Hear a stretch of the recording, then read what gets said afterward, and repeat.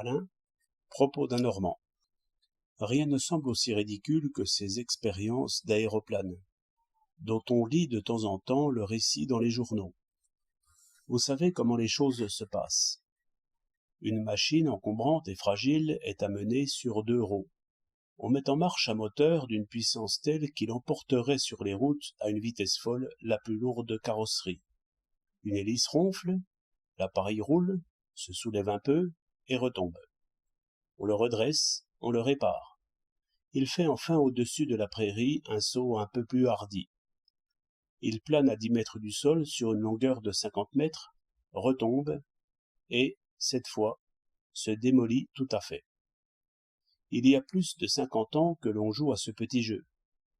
Un progrès est à noter, c'est que l'opérateur ne se lance plus du haut d'une tour.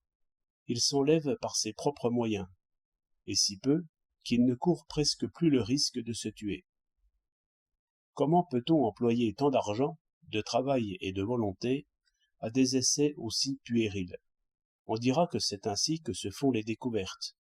Mais non, justement, il n'y a pas d'exemple, dans l'histoire de l'industrie, d'une machine qui ait jamais marché si mal. Je sais bien qu'aucune invention n'a été menée à bien sans rupture, explosion ni accident, et que l'obstination est la principale vertu de l'inventeur. Oui, c'est la principale, mais ce n'est pas la seule. Il y a aussi l'intelligence dont on ne peut se passer.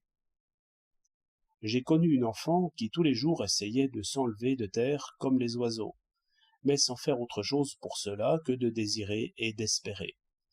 Naturellement, elle n'arrivait à rien.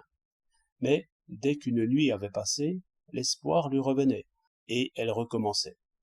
Évidemment, elle ne se faisait aucune idée de la mécanique.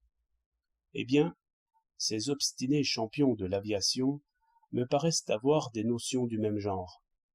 Car, enfin, ces expériences ne mettent en jeu aucune force inconnue. Le problème à résoudre est très déterminé. Il faudrait avoir un moteur à la fois très léger et très puissant. Et ce n'est pas en faisant des sauts de carpe sur une pelouse qu'on le trouvera. Et, cela fait, on pourra construire un appareil qui s'élèvera.